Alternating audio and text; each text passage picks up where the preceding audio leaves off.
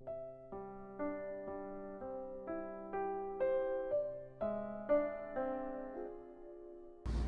안녕하세요. 레티오 디비나 시간입니다.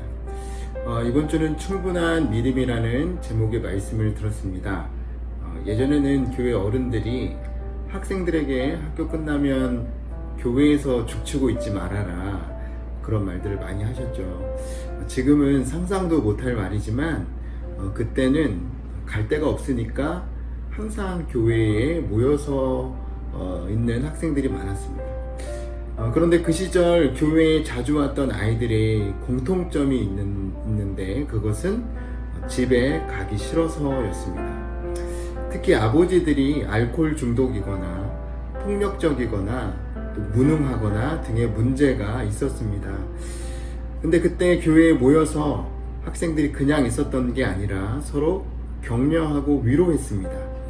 그게 정말 큰 힘이 되었던 것이죠. 누가복음 17장은 실족하게 하지 말라는 말씀이 나옵니다. 여러분, 실족은 무엇일까요? 이 말씀에서 예수님의 말씀을 잘 살펴보면요, 우리가 다른 사람을 실족하게 하면서 살 수밖에 없는 것 같습니다. 우리가 그 사람 옆에 누가 있느냐를 보면 그 사람이 어떤 사람인지를 알 수 있습니다. 그것을 두 부류로 나누어 본다면, 첫 번째로는 나를 통해 주변 사람들이 회복되고 격려받거나, 또 다른 부류는, 또 다른 경우는 그 사람 주변 사람들이 그냥 회복되거나 격려받지 못하고 그냥 있는 것이라고 할 수 있습니다. 그런데 이렇게 두 번째 케이스가 다른 사람을 실족해 하는 일일 수 있다는 것입니다. 왜냐하면 예수님은 우리가 주변 사람들을 돕고 회복하는 일을 해야 한다고 말씀하시기 때문입니다. 여러분, 우리 옆에는 누가 있습니까? 그것이 내가 어떤 삶을 사는지, 우리의 믿음이 어떤지 큰 방증이 됩니다. 실족은 죄의 유혹에 넘어가는 것이라고 할 수 있습니다. 그것이 실족입니다. 그리고 성경에서 말하는 죄의 유혹이라는 것은 우리에게 주신 감당할 수 없는 은혜를 흘러보내지 않는 것입니다. 아프고 도움이 필요한 사람들에게 우리가 받은 은혜를 기억하며 그들에게 은혜를 흘러보내야 하는 것입니다.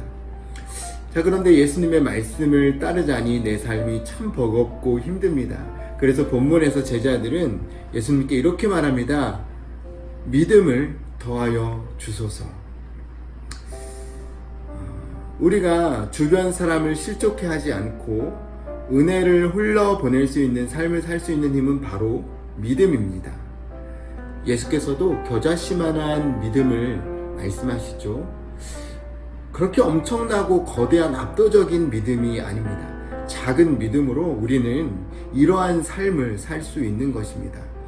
믿음은 양이 아니라 방향이고 태도이기 때문이죠. 우리가 악정고투하며 하나님을 바라보고자 하는 그 모습 속에서 하나님은 역사하시는 것입니다. 사랑하는 성도 여러분께 이렇게 건면합니다. 아름답지 않고 구차하고 찌질해도 바등바등 버텨서 겨자씨만한 믿음이라도 남겨서라도 하나님 앞에 나아가시기 바랍니다. 비록 겨우겨우 우리가 주님을 붙들고 나아가더라도 하나님은 그것 가운데 놀랍게 일하실 것입니다. 우리가 이것을 항상 경험하며 사시기 바랍니다.